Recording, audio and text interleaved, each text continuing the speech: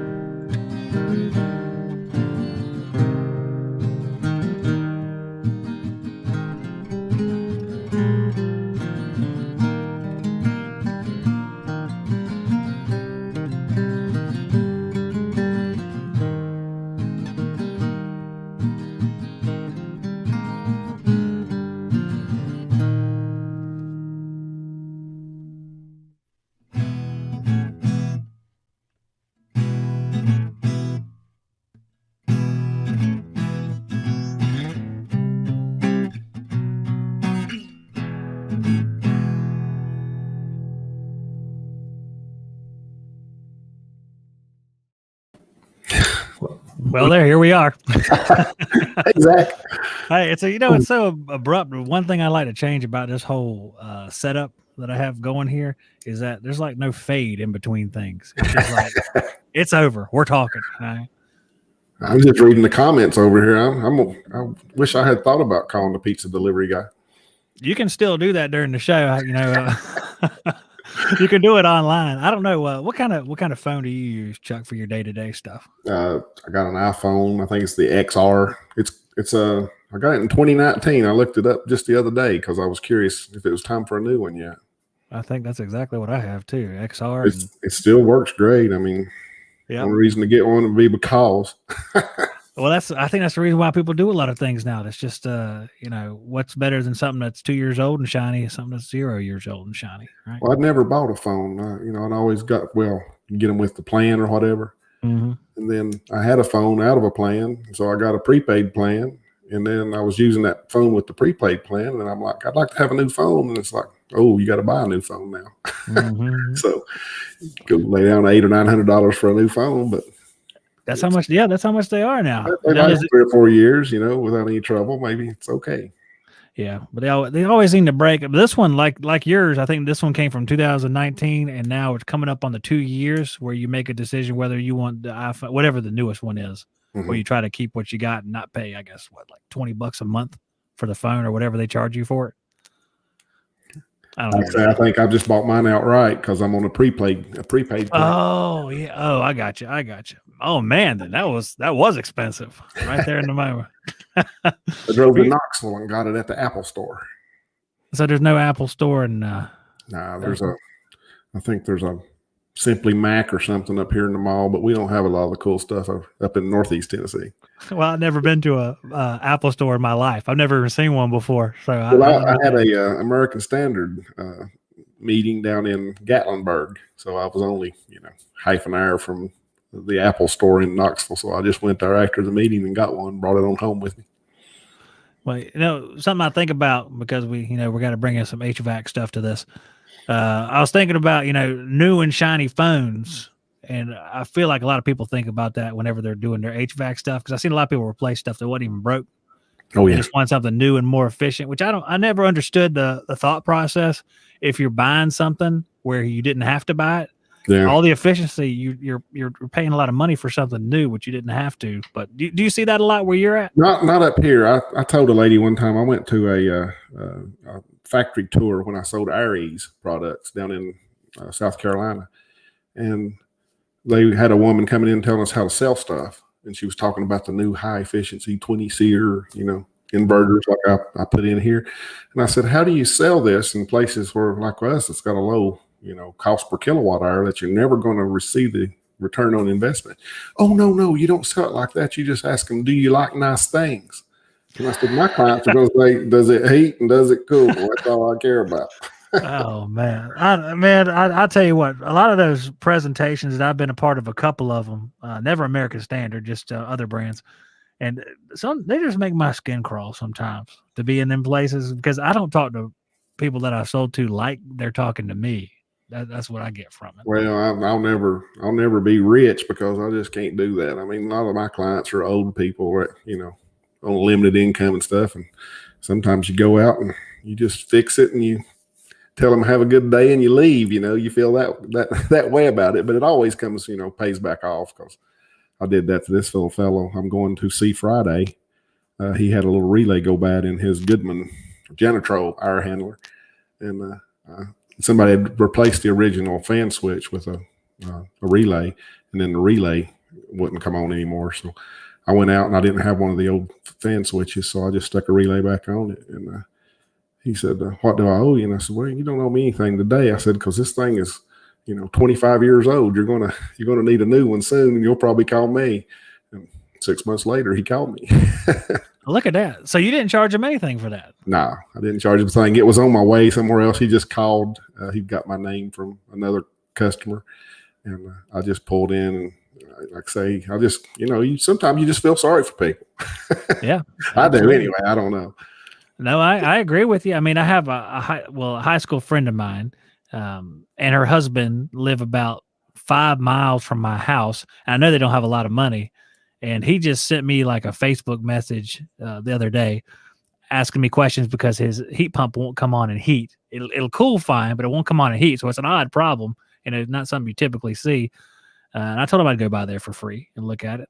Yeah. Because for me, I just want to get back and do some of that stuff. That'd be fun for me. So I said, well, maybe I'll make a video out of it, and I ain't got to worry about making any money off of it because I'll have a video to play, and it'll be kind of fun.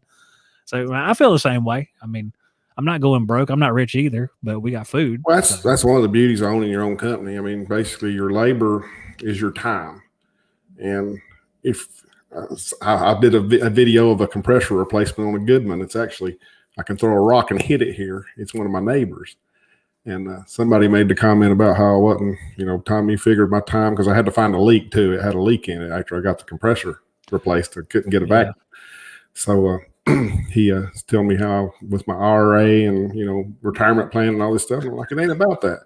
The dude I'm putting this in for took me into his office on a Sunday to look at my eye when I went out there and tried out a new weed eater in a rock pile. And it looked like I had a separate iris in one eye. Oh man, so that's a different way of life.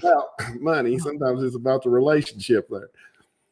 I don't think a lot of people live that way. I really don't. Probably don't. I mean, I'm not saying it's worse or better either way. I'm just saying that I know what you're talking about because I have a lot of old friends around here that, I could say, if you want me to fix your machine, maybe you could. And the going thing now is I want someone to that has a ditch witch to dig me a trench. Mm-hmm. But I haven't found that old friend yet, but I'm still looking for him. But it's nothing. It's like one of them things that aren't dire need. But I've been asking around. So anybody in my area, I'm not a nerd. I want a ditch dug. It's about 150 feet long. Just so I can bury a wire. That's about it. I forget what we were talking about. I'll put out that advertisement right there. But no, I know it's a different way of life. I feel like in some way we're similar this way because I feel like the areas we live in are small. They're rural. Yours more mountainous, mine flat, but same idea. You have a lot of people, and you can kind of work on a different level. It's not always about dollars and stuff. Well, me, starting this company, coming right out of that job with the county schools, I think helped me more than anything as far as customer base, because, it's probably the largest employer in the county. And I knew all these people, and they knew they called me the AC guy, in the classroom, and it got hot, and I'd go in and fix something. So when I started my own company, word would get around. Somebody'd say, I need somebody to work on my heat. Who do I call? And they'd say, call Chuck. So that's what I say. That's where most of my customer base came from. And then it's not just them; it's their nephews and their cousins, and anybody they recommend you to. So I've never had to advertise because of that, which has been really nice. So when you were working for the schools, how many techs work for the school then? Well, I was really the only AC tech there. I usually had someone help me. It'd be a helper that would go with me in most cases. Okay. But I was the one that with the license and the skill, I guess, to do the work. And then I'd replace someone that had been there for years that had gotten hurt and went off on workers' comp and never came back. So by the time I got there, of course, he'd been gone for a year almost, and things was getting in pretty bad shape. Yeah, I bet. So something in my mind made me think there was two of you guys based on our previous podcast. I remember we talked about this, and it seemed like there was two of you guys for like the whole county. So is it one county? I had a helper usually. They'd give me somebody that, probably wasn't, EPA certified and knew a lot about refrigeration. They were just, Right. good. And of course, most of them were really, really good people that could learn stuff and do it all. But it was like my first year there, I would go out to a unit and it would be freezing up on a, moderately cool morning when it was hot inside the classroom. So first thing I started doing was just weighing out the charge. A lot of it was package units. And I remember one, I weighed it out and it had 15 pounds in a Goodman package unit that was supposed to have 7. Oh, good grief. I never got the jug off the roof when I got done because it was about full when I went up there. And it was freezing up? Yeah, it was freezing up. It was the building had steam heat, and the library was in the center of the building with no windows or anything, and so it would get too warm in there, and so the air conditioner would try to run, and so you go out at about 40 degrees. I went up there and looked. Of course, it was freezing all the way back. Of course, it was liquid all the way back too.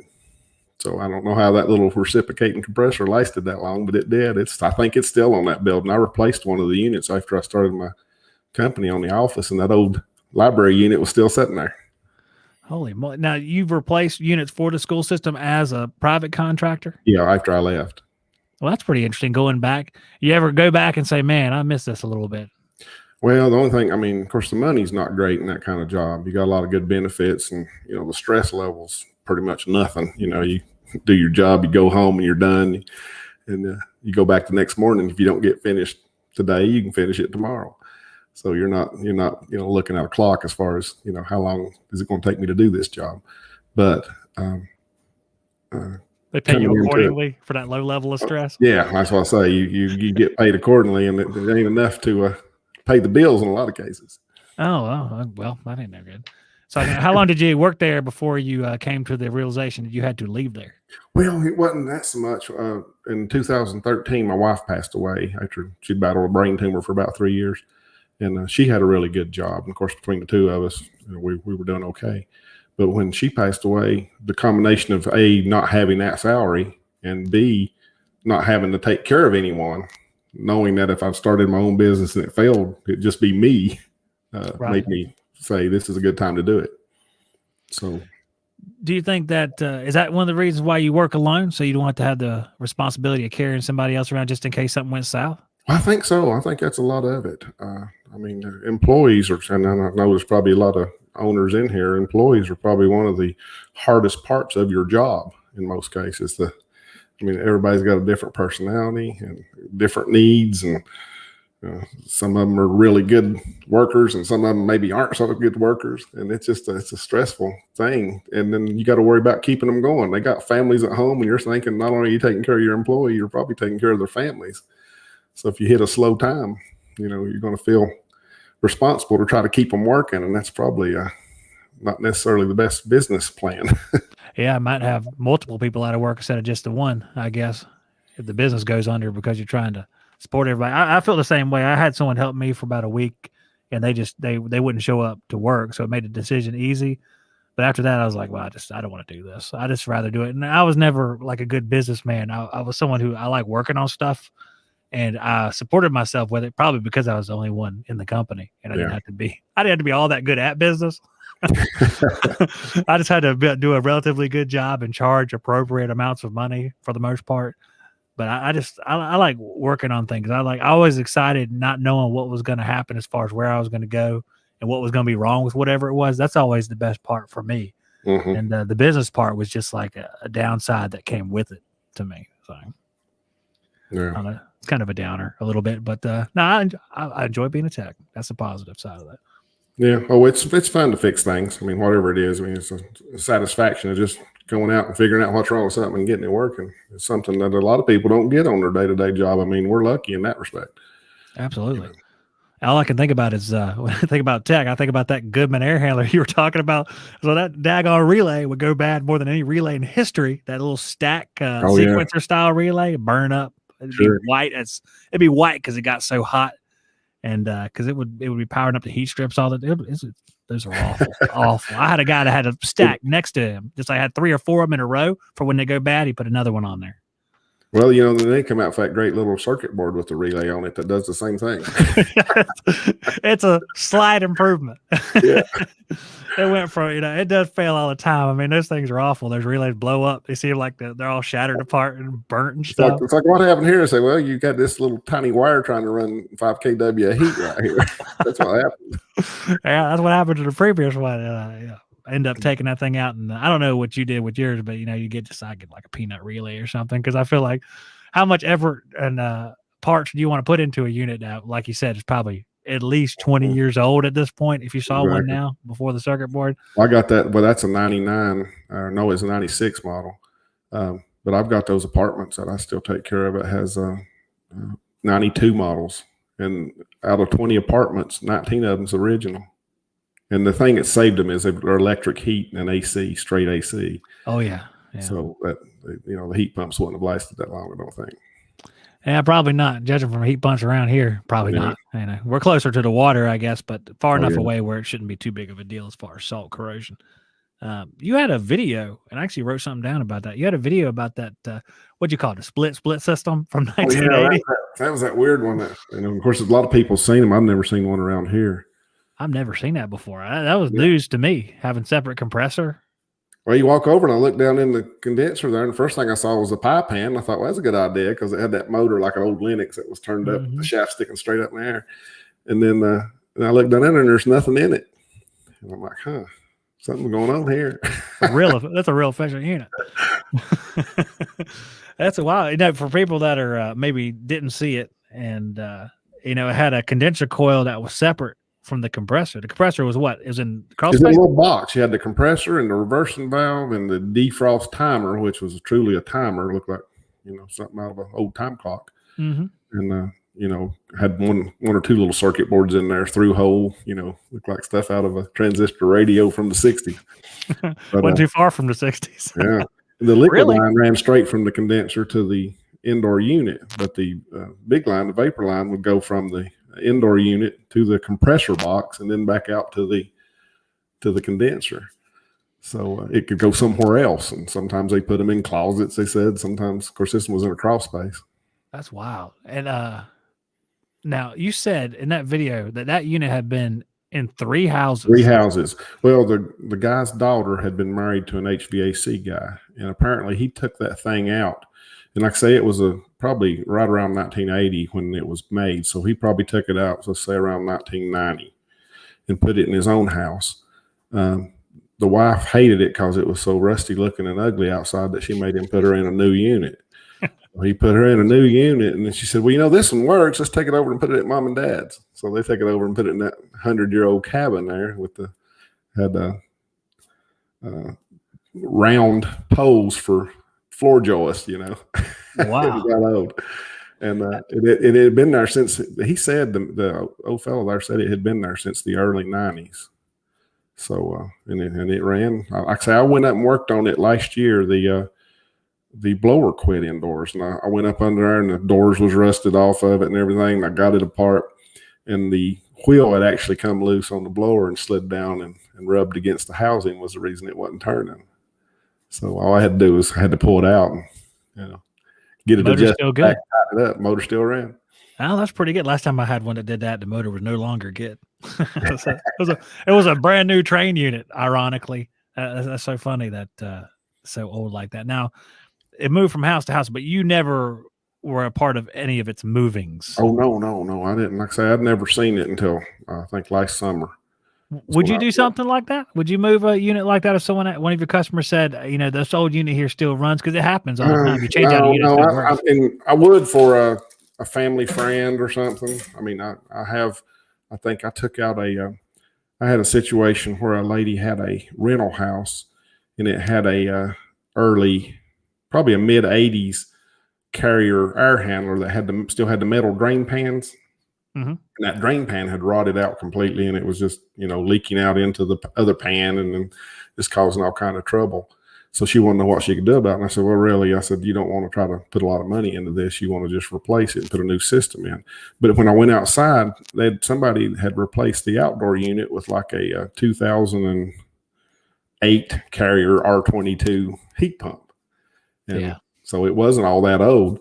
So I hauled it back to the shop and set it over. I didn't scrap it. I just set it over to the side. And then a family friend had finally saved up enough money to buy him a new double wide, move out of his single wide. He was a single dad, had a couple of girls, but they wanted a lot of money to put the AC on the electric furnace there. So his mom actually called me and asked me if I knew anything that could do to make it cheap.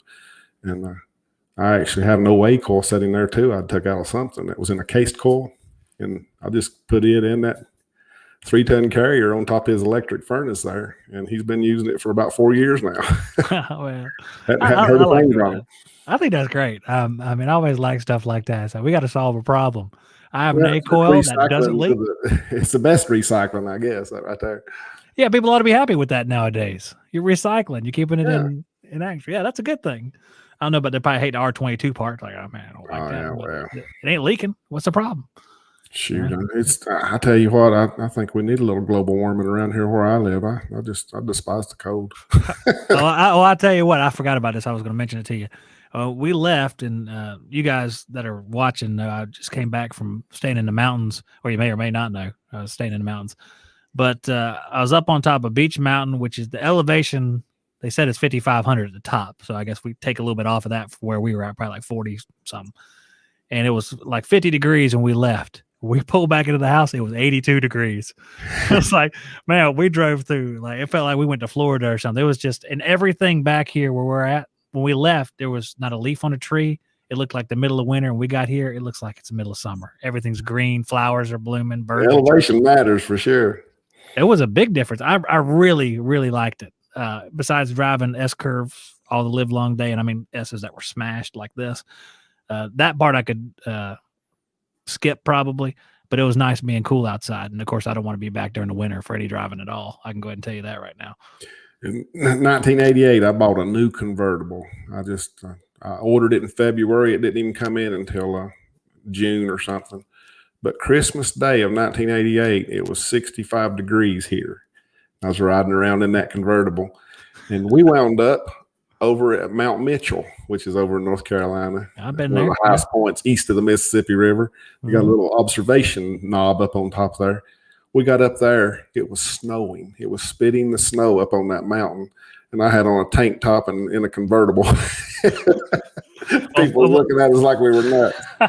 Well, first of all, what kind of car was it? It was a Chevrolet Cavalier Z24. I remember those. The reason it took so long to get, that's the first year they had the new body style. But what they did, Chevrolet didn't make a convertible. They made the car and shipped it to Automotive Specialty Corporation, used to be called American Sunroof Company. And they cut the top off of that brand new car and made it a convertible. And then Chevy shipped it to the dealer after that. So you bought it from Chevrolet, but somebody else actually altered it and made it a convertible. That's pretty interesting. I remember those Z24s. I thought for sure you were going to say it was a Camaro. No, I knew you were going to say Camaro, but Z24. I couldn't afford a Camaro. You had to go down to the Z24. Was it the Z24 or the Z28? Yeah, Z28 would have been the Camaro. Is that when they had those? Was it LT1 Camaros or Corvettes or something? That had like 350s in them. Corvettes had that LT1 engine. I think later in the 90s, maybe. Maybe that's what it was. I get my motors mixed up. I say 350. I think it was a 350. I'm not positive. This thing just had a little V6 in it. I think it was probably a 2.8 liter, but it had that digital speedometer, and it would go 100 every minute you wanted it to. I tell you, hey, 2.8 on a Cavalier. That's a small car. It wasn't a very heavy car. No, you got to find out if that third digit's really over there on your speedometer. You don't know until you try. You're right. I know. I did try back in the day. And I was driving, when I first got my license, I was driving my mom's Ford Ranger. And it was a little boxy Ford Rangers, like 1990 or something like that. And it was a king cab. and I would bury the needle on that thing as often as I possibly could. And I made the oil pump go bad, and boy, they were angry at me. The very first day I was driving, I buried the rear wheels in just awful mud. My dad had to come pick me up and tow it out. I was in the middle of some guy's yard because I was trying to go around a puddle. It was just fine. I know it's not pertinent to anything that, HVAC wise, but it was quite an experience. And I figure everybody's got a car stuck before, right? So, oh yeah. In a bad spot too, man. I felt really bad. And that guy was staring at me hard. My dad had to go talk to him. Oh my gosh. Well, we haven't even talked about the house you're building yet. Let's talk about that. Oh Lord, the house that never ends. The house that never ends. If you will, just kind of mention why it is you're building a house. Well, I wanted. My mom still lives in the house I grew up in, which was way too large. But she raised 4 kids in it, and it's just her and my sister lives with her. So they need to get into a smaller place. So they've been talking about doing that. So there was a house came available actually right next to where my girlfriend lives, and it was a foreclosure where the people just was letting it go back. And I thought, well, there's an opportunity to get a good deal. It was like a cash only sale. You had to just, buy it with no inspections or anything. So I bought that, and I was just going to just fix it up. And it had a lot of good history to it as far as it had not been built right there. It was built during World War II down in North Carolina. When they were building Fontana Dam, it was built for employee housing. So they'd cut the thing in half, and turns out they also chopped the ends off of it and brought it up to Elizabethton and put about 60 of them in place to build the dams up here for the employees. And then when they got through building the dams, they just sold them to people. It turns out, and I think I had half of house 6 and half of house number 9 or something, because none of my boards lined up when I got it gutted. So I decided just to take it back all the way down to the foundation and start back from scratch. And I'm really glad I did now. I got it back under roof back when wood was still cheap, and everything I've done since that point has been so much easier. Video that I've got to edit and get out is putting down the floor, the vinyl plank flooring, run it through the whole house, and every wall where I had to cut a strip, I did it on a table saw because everything was that nice and parallel and square that I didn't have to worry about making it fit like I would have in the original house. So it makes construction so much easier. That goes right into, I was asking guys if they had any questions for you. And the question that we got was from Joe. I'll read the exact question here. It says, how can one guy be not just a jack of all trades, but a master at so many? They see you building a house. And, well, I wouldn't say it's a master, but when I built my first house, I lived in Roanoke. It was 19. Of course, my dad added on to our house when I was in the 5th grade. So, learned about building walls and stuff. You were enlisted at that point. Yeah. So, but when I built my own house up in Roanoke, Virginia, I went to of course, we had more plans than we had money at that time. We were saving up to build a house. So I went to the library and I'd check out books. If I was getting ready to try to do the plumbing, I'd check out plumbing books. Might check out 15 or 20 books and read them, cover to cover. So you learn basically what to do and what not to do from those books. But of course, today you got YouTube. So it's like a book with moving pictures that you don't have to read most of the time. So that's where I get most of my knowledge is from YouTube videos. There's a lot of people out there that put out some really good content. People that's been doing the kind of stuff that I'm going to go in here and try to do, one time. They've been doing for 30 years as their job, and they don't care to share that information with you. I think it's a lot like some of us HVAC guys and their our videos. There's no reason for us to do these videos and give out the tricks of the trade, but we don't care to. And it's nice that people do that. I think you were talking about your car. Anytime you have a problem with your car, if you don't want to take it to the mechanic, you can find a video on YouTube how to fix it. Absolutely. You can find some pretty good videos on there. I remember I fixed my work van, just watching the procedure, and because every car is different, the placement of the parts is all different. So no matter what car you got, usually you type in E150, E250 work van starter replacement step by step. And then, pretty soon we had to change one in the middle of the street one time. Just broke down right there. And we can, with the starters, how you have one guy try to crank, another guy try to tap the starter so it'll turn over or whatever. And there was no more tap left in this starter, and it wouldn't do nothing. I don't know what it looked like inside, but it must have looked bad. So we changed it right there in the middle of the street, and YouTube comes in handy for that stuff. Oh yeah. And some of the repairs that people have on there are complex repairs. It's like I think I replaced the alternator on a Ford Escape. Is it Escape SUV? Mm-hmm. And the way you're supposed to replace the alternator was you're supposed to pull the axle out of the right hand side to get back in there to it. And some guy I don't like this already. Take it off the top. You have to get it just right. And I tried it and it worked. I didn't have anything to pull the axle with. You had to have bearing pullers and all this stuff. So, like I say, somebody had a video. Somebody else had tried it and figured out a way to get it up the back of the firewall there, and it worked. Oh my gosh! Now, was that the car you drove when we met? No, that's a Trailblazer. This was a friend's car. One just the alternator went out on. And oh man, I don't like that repair. As soon as you say pull the axle, I was like, I'm out. Never mind. Well, that old Trailblazer, it's a 2006 model. I bought it new in 2006, and it'd been on the dealer lot for almost a year at that time. It had about everything. It was loaded. And Chevrolet, that was back when things were starting to go downhill, and they'd actually cut their list prices on them, And I got a good deal in it, and it's only got like 100,000 miles on it now, but it's a 15-year-old car. That's wild.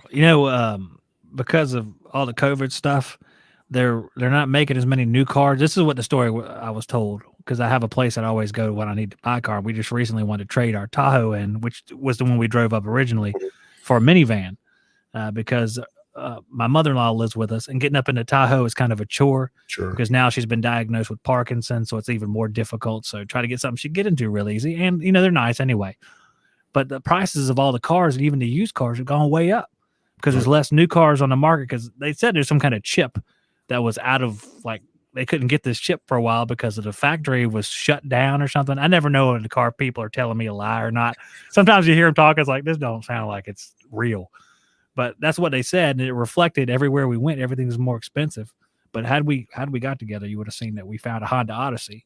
Oh wow! And, finding a car, doors and everything, and open up themselves. Yeah, you hit a button, and the back door opens on its own, and I tell you what, and the side doors open. We had an Odyssey. It was like a 2006, and this one's a 2015. And I was like, man, cars came a long way in like the last 15 years, because now there's a screen up front. There's navigation computer that could always stay on, show you where you're at. It sounds stupid because everybody else is like, we already have new cars, we know all this stuff. But to me, this was awesome. It was like I got into a space shuttle. It was really, really nice. We know all new cars are really nice. The only thing that hasn't changed is a Chevy Express van. Chevy, are they still making that Express van? 1996. Yeah. Well, I would have said that about like the Econoline vans, but they stopped making those. I know. And, now they make them big old transits, yeah. like that. But and that makes me think about your Nissan. And so was the Nissan was the one that you were in the accident with, right? Yeah, Nissan van. Yeah, that's a big heavy beast. I wish the airbags had worked when it got hit, but other than that, neither one of the airbags came out. Nothing. It had them curtain airbags and everything. Of course, I felt like somebody said, "Well, it didn't hit a sensor." It shouldn't have had to hit a sensor. I had a full tank of R22 in the rack in the back, setting that sideways with the strap through it with the little chrome hooks that snap. Mm-hmm. And it straightened that hook completely out straight, and that R22 was laying up behind the partition there. So that should have made a airbag go off in my mind. I no kidding. I've seen like little tap accidents make the airbags go off, and that's amazing that nothing went off. It's almost like it's defective or something. Yeah, I think there was something going on, because I think that airbag would have probably saved my face, because there was actually an airbag in that post that hit me in the face. The airbag's probably what did the damage. I've been hit by an airbag. It's uncomfortable. Yeah. Probably softer than the windshield, though. Softer than the windshield, and has something in it that makes your eyes sting. I don't know what it is, but I got hit in the face. Yeah, whatever the propellant is in the airbag, I don't know what it is. I totaled a car one time. It knocked my glasses off my face. I couldn't find them because I couldn't see once I lost my glasses. And I caused the accident, which made it even worse. I tapped somebody, and then, tap is an understatement. I smacked into them at like 30 miles an hour. Then they smacked the car in front of them, and I felt very bad. But not as bad as your accident, but still not good either. Well, I never did find that one contact lens. I don't know. It may still be in there. So So you had the same experience with a different type of corrective eye piece. What do you drive now? It's a Chevy Express. I bought So you do? Okay. That's the wreck was in 2018 in November, and in December, I wanted to get it for the end of the year.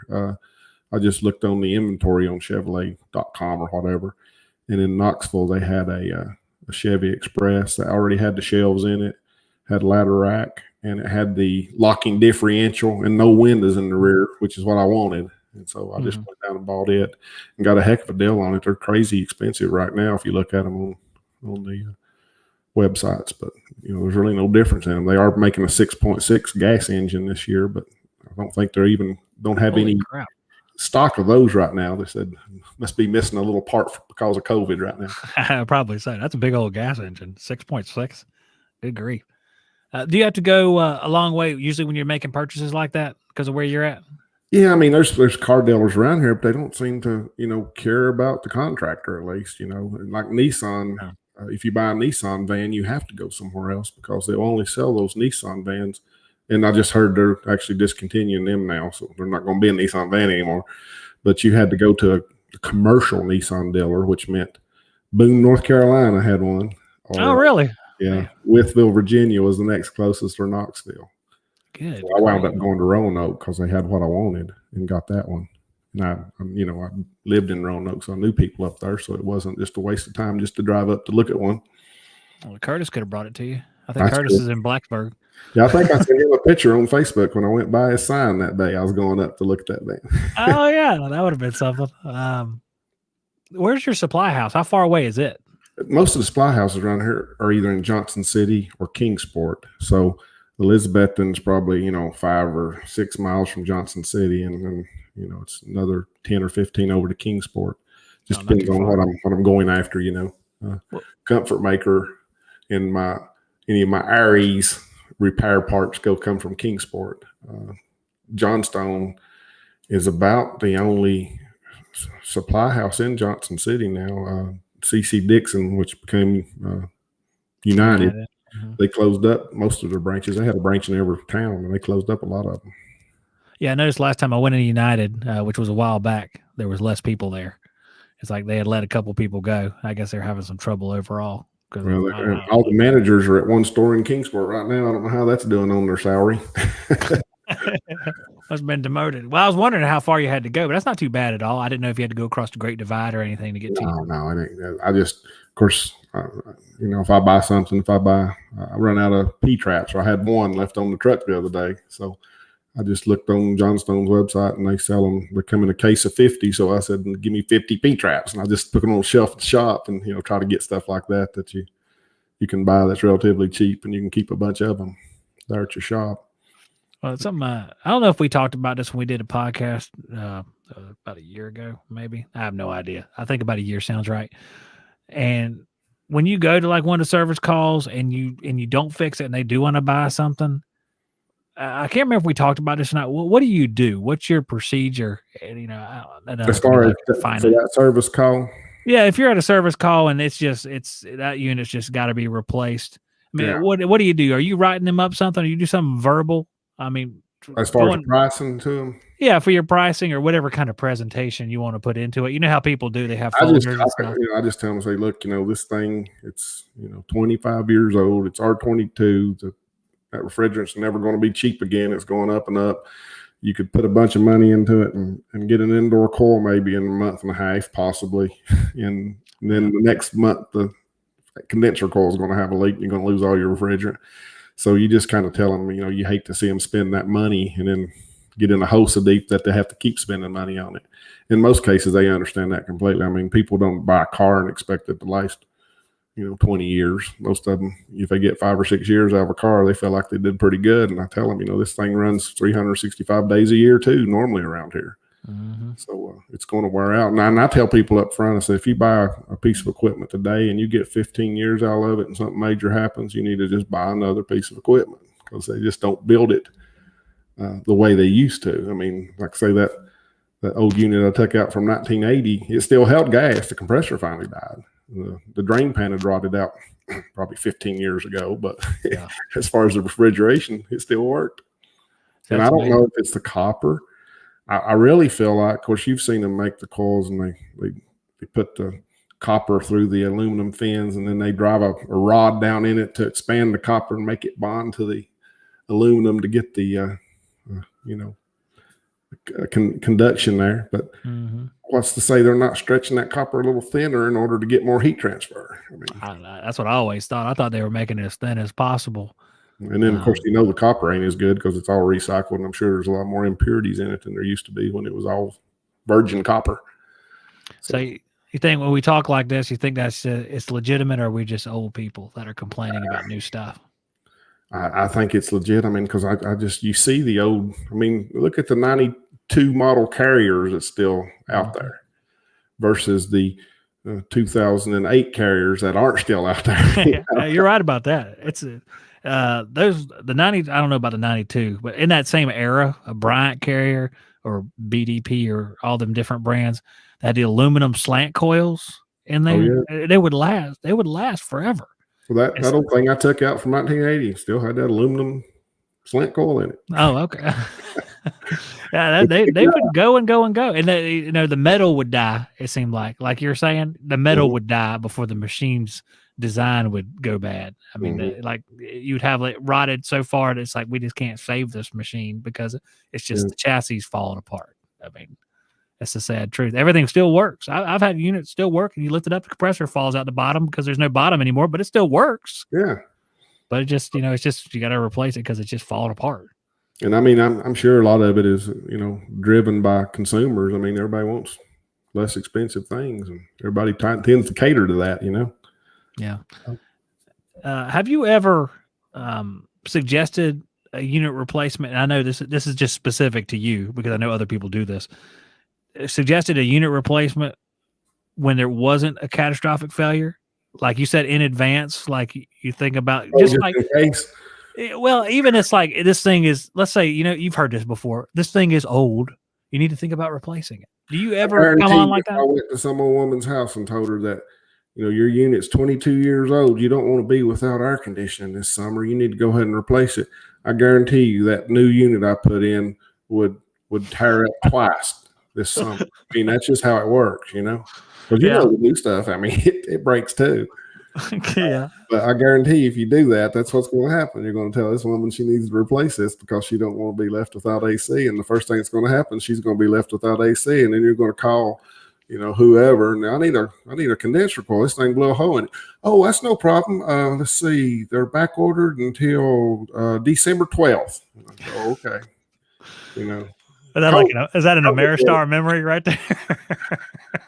So that sounds like your Ameristar defrost board story. Oh, God. The boat just left China. It should be there soon. Well, I mean, then they got me one and shipped it to the wrong address. And by the time they got a hold of it, they said, "Oh, well, we don't have that anymore. You'll have to. It's 3-month lead time again." Hey, they shipped it to the wrong address. That guy wanted it too. He kept it. Yeah, he was waiting for one as well. Gosh. Well, that's funny. I don't know where I thought about those Ameristars. You never put in too many of those, though, did you? No, thank God. I mean, I think the biggest problem was the defrost board on the package unit. Apparently, according to Curtis and some of them, they had problems with the defrost boards on the split systems. Of course, it was a much simpler board, still way too complex, looked like. But it was. They had trouble. But, I mean, it's like they're, why do you want to use your defrost board to power up the condenser fan all the time? Why not just use it to break the condenser fan when you're in defrost, but that they go the other route. They're using it. They turn on the condenser fan with the defrost board. That is crazy. It's not just cutting it off. It's turning it on with it too, instead of going through the contactor. So I think there's a point in engineering, I guess, where a guy's like, well, this thing could do this too. We could put this feature on here. Like it's a feature. They're sitting there in an office or a cubicle or wherever they are in China there, and they're designing this stuff, and they don't think about, what if this part fails? What's that going to do to you, out in the field? But well, you don't kind of like some scary inverter boards, but so far so good on most of them. But you put what was it, Aries inverters? Well, I put one in my house and one in a customer's house. I wanted to try it first. So how's it gone? Because it's been a year or two now, at least. Oh, yeah, It's been several years. It's worked great. I mean, I don't know that. I took out 2 2-ton systems in this lower level of my home and put in one 4-ton system. But the beauty of it is with the zoning board they have, you can program it when you put it into zoning. You say, I want 700 CFM to this zone and 800 CFM to this zone. Then if only the one zone's calling, which my house usually is, because I don't even run another zone, I'm never down there. In the wintertime, you'll have this thing putting out 700 CFM, but that 4-ton heat pump's running at 110%. So I'm getting 100 and some degree air when it's 20 outside or 15 outside. So well, that's nice. You don't even have to use the electric heat. Did you have an issue with it at the beginning? I'm having like a memory. I think one of the winters, I don't know if it was the first winter or the second winter, I got a message on it that said it gave me the error code, and I looked it up, and it was locked rotor amps drawn on the compressor, which I was like, oh Lord, it's killed a compressor. But I got to reading about it, and locked rotor on one of those inverters is about 20 amps. So I could watch it try to come on. It would come on. It shows the amps on the thermostat if you're in diagnostic mode, and it would start ramping the amps up a little bit, and then it would just cut off and go to zero. But it would never get very high. So when I got to checking it, I had to go work on other people's stuff. That was early one morning, and I got home that evening, and I started looking at it, and I checked the crankcase heater, and it wasn't working. So I wrapped a heating pad blanket that was in here. It was one of the little square heating pads. Yeah. I wrapped it around it, plugged it in the convenience outlet. I thought about putting down there when I built the house, and it ran until I got a crankcase heater. And it didn't have any trouble, but just that little bit of refrigerant migrating out there made that thing hard enough to start that the inverter board said, no way, we're not going to start. Something's wrong. Was it a scroll or a rotary compressor? It's a scroll. I think it's I think it's a Danfoss. I believe who's making those compressors for them. Interesting. I've only seen a couple of those. It was York replacements. They went from Bristol to Danfoss, and I got Danfoss replacements for commercial package units. Mm-hmm. That's the only time I've ever seen a Danfoss compressor. I'm thinking that's what it was. I may be wrong, but it's been a while now since of course, that's the only time I've ever been into it was to put that. It could be. Hey, that looked like a good idea. Whenever they had the rust inhibitor problem, Danfoss looked real good, probably. But that's one thing an inverter won't do for you. It won't dim your lights when it comes on, apparently. Yeah, I bet not. That is a good thing. Locked rotor on a 4-ton unit. That's pretty good. I was outside. I was cutting the grass in the front yard because we were gone for a week, and it was 80 degrees, and it rained a little bit, so the grass is like a foot tall when I came back. Because literally, Chuck, it's summer here. It's so funny. And I was going by the Bosch unit on the side, and man, I can't. It's running about as slow as you could possibly run. It's like woo, woo, woo. So in that way, it's really nice. So it's kind of cool to have an inverter because it'll run at that low RPM. Yeah, which is kind of neat. There's other reasons I hate that unit, but I reckon I'd like your unit better than this unit because it's a little bit smarter to lower that airflow too, along with the capacity level. Well, I just think that's the neatest thing is on the zoning situation. I had a customer, he had a 4-ton American Standard heat pump from the mid 90s, and it was his second unit in that house, but they had zoned it. It looked like it had originally been 3 large zones. It was like the upstairs, the finished basement, and the unfinished basement, which was really nice too. It just wasn't as nice as the finished part. And then they built a sunroom. So somebody said, hey, we'll just add a zone out to that sunroom. So they run a little 8x12 duct out there and put about 2 or 3 6-inch drops in it. And it still had the exterior door on the house. So they'd shut that door at night or whatever during the day. But that sunroom was the hottest place in the house. So it would call all the time. So you'd had about 4-ton unit trying to deliver air to 2 or 3 6-inch ducts. Yeah. So I was like, well, we got to do something with this. But what we did with that, before we even changed the heat pump, we put a mini split into the sunroom and did away with the zone that was going out there. And so that made it much more comfortable for them. Plus they could shut that exterior weather strip door at night like they wanted to because it come off their bedroom. And then I had those 3 zones left. So when that heat pump was giving him trouble, I think the fan was going out in it, the 16-pin fan motor was starting to make noise. And he didn't want to spend the money on fixing that old unit. He wanted to get a new unit. So that's when I wanted to, having these zone systems. I feel that's really the key market where you probably should use inverters. If you have a system like that that's already pre-zoned, I mean, that's great because I could tell it, okay, I got this many supplies over here. I want this much air, and it just does it. And it keeps every zone exactly right. Yeah, it's kind of neat to be able to do it. No that bypass. tailor-made. Nothing. That original one had a 14-inch bypass on it. With That's a big bypass. Damper. Oh my gosh, that's a huge bypass. That Yeah, might it was have never been right. oversized. Of course, it probably needed it when they put that little zone on the sunroof. yeah, that might be true. A 14-inch bypass, seems like that bypass about 2,000 CFM, maybe more. That'd be a lot.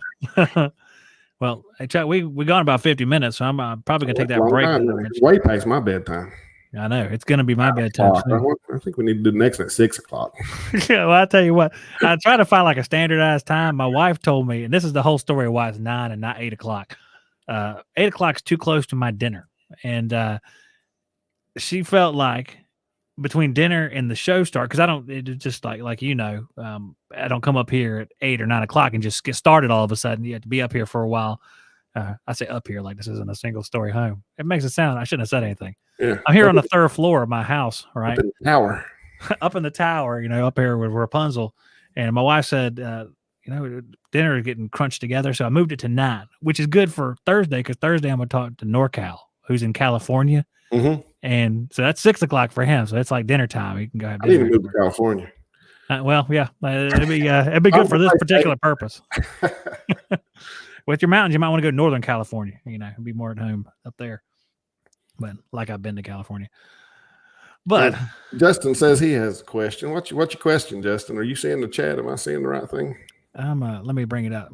I have a question. Hey, Justin, hold on for just a second. On the flip side, we'll answer the question because I was going to say after the break here, and I didn't see that a super chat either. So thank you, Clint. I appreciate that. That's really cool. I turned the chat off so we could talk and I wouldn't be worrying about the chat. But after the break, if you have a question, go ahead and type it in there. Type it in like all how many years you own that hat? Is that what the question was? Yeah. Oh yeah, there it is right there. I'd say 3. I got about 6 of them. This one has a thing on it now where he rides them hard. Yeah, that's what the problem is.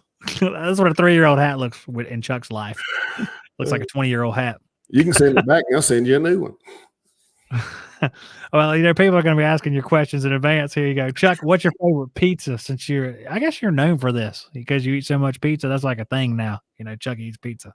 Well, we got Greg's Pizza here. It was a company that started out in Elkhart, Indiana, and he opened up a couple branches down here. And I actually worked there in the 80s when I was in high school and first year of college. And it's just really good pizza. What kind of pizza? Thick, thin? What is it? It's like hand tossed, crust. So it's probably medium crust, you'd call it. And then put the ingredients on first and then put all the cheese on top. It was called Greg's Volcano Pizza because the cheese melted down over top of everything like lava. That sounds like a good idea, actually. That seems like a good idea to do that, actually. I might try that on pizza here because sometimes we get little kits where they give you the pizza and you build your own pizza or whatever because we do them with the kids. I might have to do that, do a little bit of reverse pizza or something, whatever.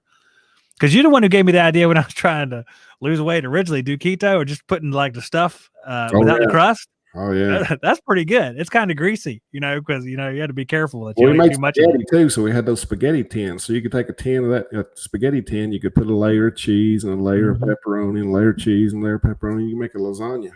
There was no sauce, but just cheese and pepperoni and enough grease in that whole milk cheese and that pepperoni. It's good. It was, that's exactly what I did. Once you told me that, I put layer. I cannot believe how much grease will come out, especially in pepperonis. It is everywhere. For sure. It was good, but you got to be careful. You're going to do I'm not going to get into it. Probably not going to live much longer. A lot of pizza. All right, we're gonna take a quick break. We're going to come back and we'll have a little section here where we're going to look at the Bible. I'm going to go ahead and warn you guys. It's going to go from 35 people watching to around 12 if the Bible scares people away. But we'll be right back. We'll talk about that. And if you have another question for Chuck, you just put it in all capitals here. We'll be back. Let me hit the little button here. Let me see which one to do. I got all these little pictures of different things I'm supposed to do, and I think this is the right one. So we'll be right back.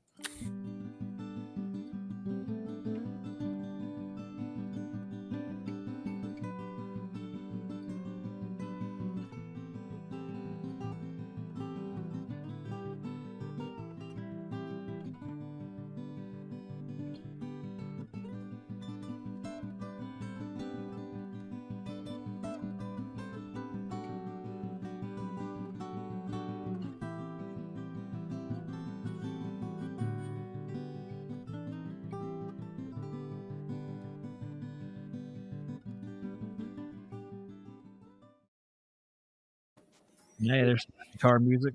Yep, made by that guitar laying on the floor and knocked over before this show started. That's a little tidbit right there. Luke's down there saying the greasier the food, the better. That's because Luke's like 17 years old. Yeah, and we'll say his constitution can handle that, whereas older constitutions can no longer handle that. But I guess you're still eating it, so it's not bothering you. I can't eat a whole lot of this stuff before it starts fighting back. Really. My cholesterol's been good so far, but you know how it is. It'll probably sneak up on me one day. Shouldn't have said nothing. Yeah. What's here you go. What are the toppings you put on your favorite pizza? If you're making it, is it just pepperoni? Or do you add other stuff? Well, I tell you, I started out when I went to work at the pizza place, pepperoni was all I would eat. I mean, pepperoni or cheese. I was just real bland. And one night, somebody ordered a pepperoni and green pepper pizza. And I took it out of the oven. I was cutting it. That smelled really good. So that weekend, I went to the lake, and when I came back, I ordered me a pepperoni and green pepper pizza. So I branched out. I can eat about anything now. I do like something with like everything on it now. I probably wouldn't get mushrooms by themselves. I just don't like the texture. I don't like to eat mushrooms on a pizza. But if I had a favorite right now, it'd probably be what they called the Greg Special, which at the time I thought was kind of crazy, but it's pepperoni, sausage, green pepper, and mushroom, I think. And it's a good pizza, good combination. The Greg Special. And what town is Greg's in, you said? Well, they're in Elizabethton and Johnson City. Like I say, they started in Elkhart, Indiana. And Elkhart is apparently a big trailer making town. They make a lot of the mobile homes and stuff that get shipped to places that get sold. And there was a guy here in Johnson City that was a mobile home salesman. And he would go to Elkhart and order his homes that he was going to have shipped down here. And he started eating at Greg's up there, and he got to be friends with him. And he said, "You need to open up a pizza place down here." He had the college over East Tennessee State. I guess it was college at that time in Johnson City. So he opened up 3 stores, one near the college, one in downtown Johnson City, and one in Bristol. And eventually, I think the highway took the one over near the college, and they moved the equipment to Elizabethton and opened up a store over there. And that's where I, went to work in Elizabethton. And the Bristol store finally shut down. So you still had the Johnson City and the Elizabethton stores. Greg eventually sold it to the manager of the Johnson City store, and he ran it for years. And then he sold it to someone else recently, but they really haven't changed the food. It's still really good. Good pizza. I like that you know the history of this stuff. Where does that come about? Because you work there? Yeah. It's just one of the things where you hear the story, because that guy I was telling you about the trailer place, of course, he would come in. I guess they brought the place down here in the 60s. He'd come in the 80s when I worked there, and he'd want to tell me the story about how reason Greg's was there. And of course, he'd tell me that same story every time he came in. I would listen. That was my dad. Okay. My dad would say the same stories over and over again. Some of them were kind of funny, but some of them were just, I don't know why he's telling them. But I always enjoyed those. I still remember those to this day. It's the only thing I can remember now that we're talking about this is my great-grandfather going out there, because my great-grandfather, which was my dad's grandfather, was raising them because his father, I guess, was not too good of a person. And my father and his cousin were going to have a race. And his cousin, my Uncle Jeff, is a huge man, like huge, not as athletic. And he comes outside and he gives my dad a watch to time himself with. And Jeff's like, what am I going to time myself with? And he hands him a calendar. So I thought that was pretty funny. I don't know. It trips me out. I mean, a lot of people out there, that's a stupid joke, but I always laugh when I think of that. Hey, I got into that family tree stuff. Have you seen that? They got an app. I think it's called Family Tree. It's the Mormon church that actually, they do a lot of their service when they're young people. They have to go into these courthouses and transcribe all the census records and stuff like that. Yeah. I just downloaded it one day because I was wondering about something Mom had asked me about. And so I got to look into it and trying to, you can get tied in pretty easy if you've got some other people that has done something. But my great grandmother on my dad's side, all I knew was her first name. I didn't know what her maiden name would have been. And I actually called my aunt, which is in her 90s, one of the few people on that side still living. And she couldn't remember that she ever even knew her grandmother's maiden name. So I knew when my grandmother was born, and my mother knew she was born in Dickinson County, Virginia. So I went on that same site and looked at the census records in Dickinson County, Virginia in 1910, since she was born in 1906. And it was by street. It wasn't in alphabetical order. Everything was handwritten, you know. So they just go down the road and they'd stop at this house and see who lived there. So I kept looking and I found her. And they had her in there and they put her maiden name in there when they do that on the census. So I found her that way. But after I found her, I started looking through records and I found where she had gotten married again in 1950 something. My great grandmother had. She had remarried a guy. And I was looking at the marriage certificate from over in Letcher County, Kentucky. And the guy she married, she was 70 something. The guy was 40 something. I thought, man, that's weird. The cougar. And I looked at the name, and his name was Walter Reed, which was like the medical center. Uh-huh. It had his parents' name, Robert, and it had Bob, and it had Robert and Murray or something. And something just stuck me about that. And I went back and looked at that census, and in 1910, the house right before my great-great-grandmother's house was some Reeds, Bob and Murray, and they had a kid, 14 years old, named Wally. Oh, dear. It's been going on. I think you told me that because that came back to me when you were saying that. I was like, oh, man, that kid lived next door or something. Well, you know, I went to high school with a couple of guys, and you know that stuff still happens. Because I remember a couple of guys with a couple of teachers, and I've been like, "You guys are nuts." I think he might have been helping out on the farm. Oh man, he might have been. It's like played Garth Brooks' "That Summer" song or something in the background. Man, that's sounds like a lot of people's been up here in the Bristol area and Johnson City area. Yeah, Mom's going to live right next to my girlfriend. Missy will keep a good eye on her, or Mom will keep a good eye on us one. I'm not sure which that'll be. And go either way, probably. Might want to have date night at your house, I guess. Yeah, probably. Mom's next door. Well, I think that's kind of cool. That's kind of neat. How old is your mom? Mom will be. She's born in 42, so she just turned 79. 79. So she'll be 80 next year.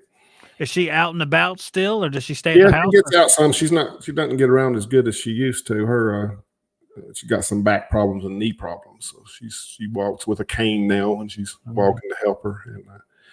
But I think she'll like having that smaller house and be a lot easier to take care of.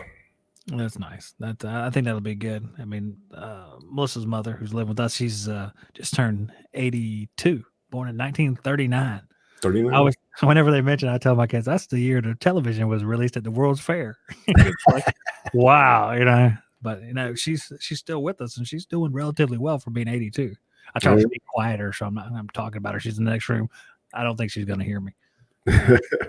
Just going from past experience, we'll be all right. But it's nice that you're close like that. So if you already said it, forgive me. But how far is that from your house? Elizabeth, it's about 20 minutes. It takes me not very far. 20 minutes to get there, and like I say, I'll probably my shop is about 5 minutes from there, from that house, and I have plans to sell my house here when the lake is coming back. I haven't had a lake in about 7 years. I think 2014 they found a leak and they dropped the bottom out of it, and so my boat's been hanging down here at the bottom of the hill in the dock since 2014. So I've got a 25-foot pontoon boat.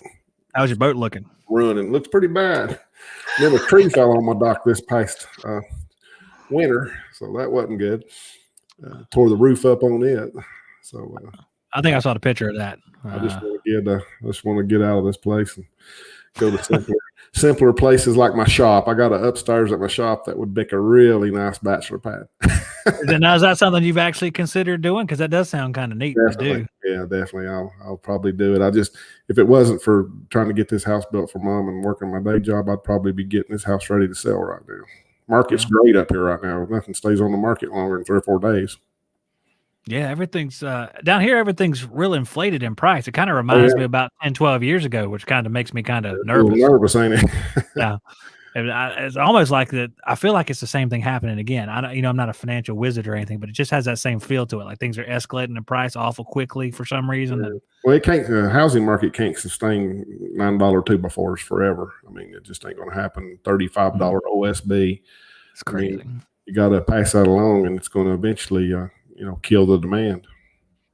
Yeah, no kidding. It's killed my demand from doing any projects here. I'm using whatever I have because I have like a scrap area. When I'm done, I'll put everything in the scrap area, and then I'll try to use as much of it as possible. Mhm. All my projects either come out of the scrap area or they don't happen right now.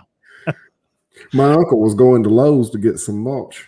Had a little trailer. He's got a little trailer that folds down. He carries an inflatable boat on it when he goes to Florida with his RV, but it holds a 4x8 sheet of plywood or OSB on it to make a bed if you want to do that.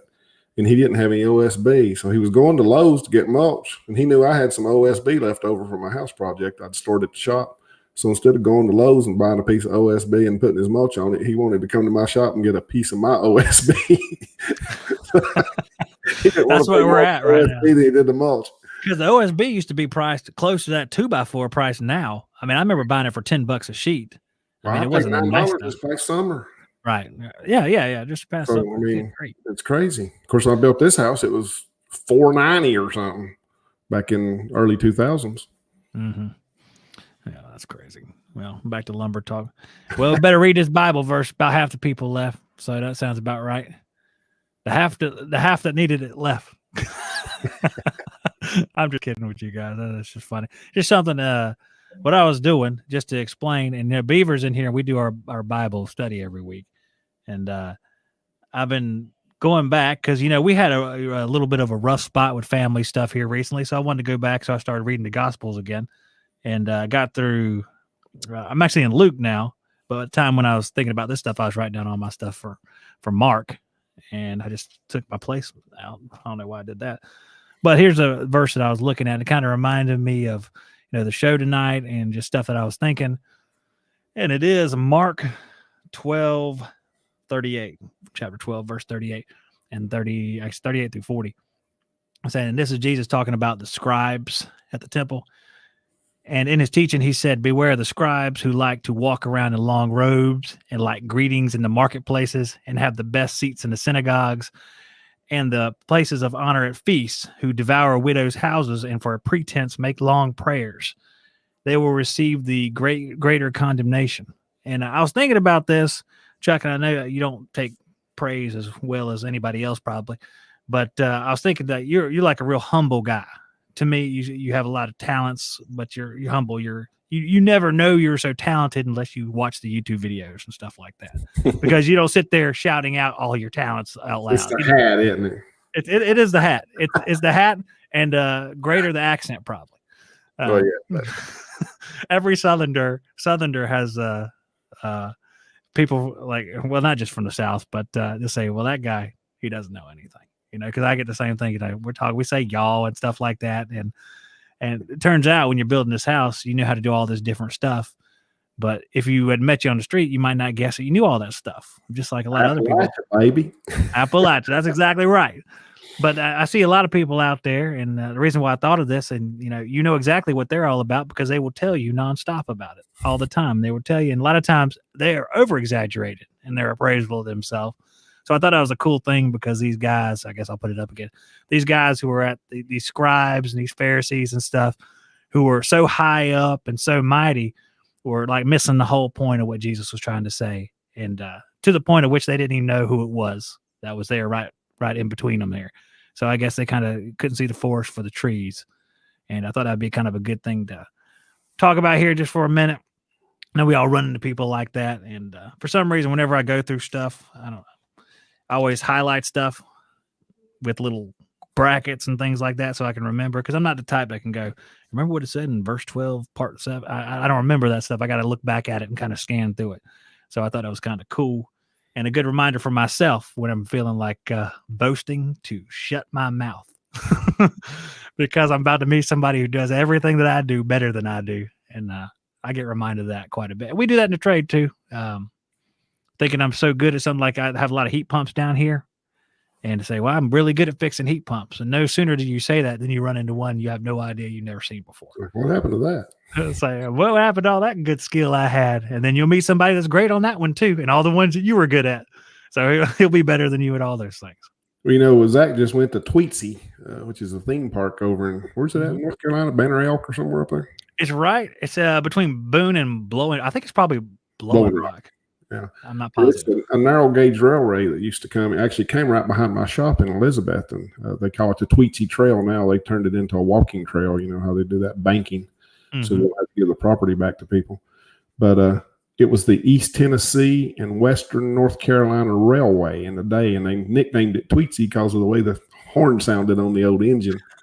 But the initials was, of course, ET and WNC. And because we was up here in this poor part of Appalachia, I told Zach, I said the old timers used to say it stood for eat taters and wear no clothes. all they could afford was the taters they'd eat, and the kids was always standing out beside the track waving at the train, either wearing a burlap sack or nothing. Well, I'll tell you what. Now to go to see the Tweetsy Railroad, you got to have money because they're charging about $50 a person to get it. And I use up in the high country. Now you don't call it that just because of the elevation. Well, that's what I was telling my wife. I said, "Well, we've been in the high country, which is what we call where we were, and we've been in the low country, which is what I call like Charleston, South Carolina. They always call stuff low country. We're having a low country party or whatever. So we've been in both countries. So I guess we're good to go now." But we had a lot of fun there. I thought it was great. And some of the stuff that you had mentioned to me, they had kind of talked about, because whenever you're riding the train or whatever, which my son Jackson, which I should have put a picture up. I didn't put any pictures up, but my son Jackson, he loves it. He was just about 3 years old. We rode, it lasts about 20 minutes to ride around the park, and he just had a ball the whole time. And about every 10 minutes, they'll stop and do some kind of skit where the cowboys will fight each other or something. He didn't care nothing about that. He wanted to ride the train. When the train started, he was like, yeah, all right. But it was a lot of fun. It was worth the $50. I'll say that. And my teenagers, like I was telling you, Chuck, beforehand, they didn't argue. They didn't complain. It was like a magical moment. And I told them I'd keep driving there every vacation if that would take place. That'll do that. Yeah. Well, kids need to get outside more. Yeah, you got that right. Good grief. Like I said, we did a little bit of hiking, me and Mallory. And by a little bit of hiking, it means we got off on the Blue Ridge Parkway and walked around for a while, basically is all it was. They had a trail there, but everyone else stayed in the car. No one wanted to get out of the car, breathe the fresh air and see wildlife and stuff. They didn't want to see that. We got to see a beaver run by and stuff like that. I was like, wow, we're outside. This is great. But you told me that you like going outside too. So I thought, it was a good story to tell, because the rest of my children are inside playing video games all day, every day. but well, I guess that's just about our show for tonight. It's been about an hour and 12 minutes, which is a little bit longer. My eyes are starting to droop, so I know it's after 10 o'clock. And I got up early this morning to take the kids to school, and they're back in school every day now, except for Wednesday, which is good. So, which I guess Missy works for the school system. She works for the county school system over there where my shop is, and they go to school 4 days a week, but they do like Monday through Thursday. And then the bus drivers actually deliver food to the homes for the kids on Friday. They have virtual on Friday. Mm-hmm. And the reason they do that, they were going to switch back to all the time, but there's a few, they gave the parents the options of whether or not they wanted to do in person or virtual. So a lot of the parents took the virtual because they was afraid to send their kids to school. Oh yeah. So the teachers need that Friday. Apparently it would make it a lot harder on them if they were trying to teach a class on Friday too.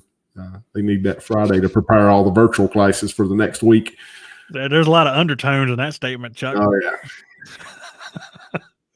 Apparently that one day that they didn't need before, they need now. I think next year they're probably going back all full time. I would think so. I think between most of the country that wants it will be vaccinated by then, and the kids, they don't seem to be bothered by it.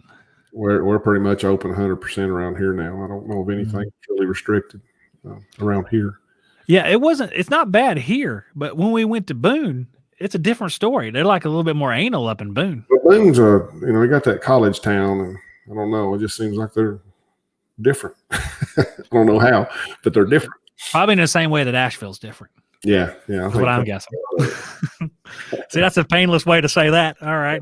Yeah, that's all I know. I mean, the same way that Asheville's different, the same way that Austin, Texas is different. The same way. All right. Okay.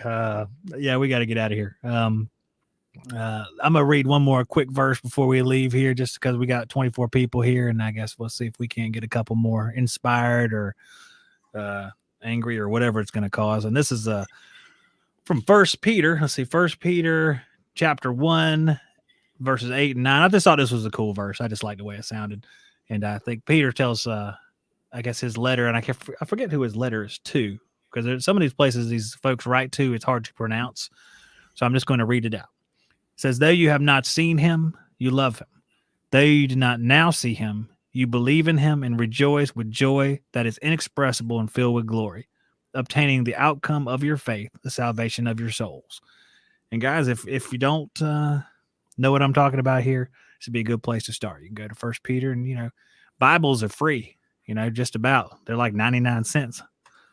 Heck, I'll send you a Bible. You just let me know. I have a stack of them in there. Actually, we got inspired to do that earlier, and they're still sitting there. So, I'd be happy to. But Chuck, I appreciate you coming on the show, man. I had a lot of fun talking to you. Thanks for having me. I appreciate all you guys in the chat there. And I saw, I think, Bill Miller, and I saw Joe in there. There's Justin, Roger. Oh yeah, Bill and his birds. I was trying to keep up with that. If you kept seeing me look over the one side, that's what I was doing. I was trying to read the chat as it went by. Oh, that's right. That's why I had to put it down when we do our initial talk, or else I'll just be staring at it the whole time. What did he say? What did he say? What did he say? Yeah. But I try to wait till the end of it. But all right. Well, Chuck, thank you. I'm going to play our little outro music right here, and I guess I'll talk to you next time we get together and do this. All right, guys. Have a great evening.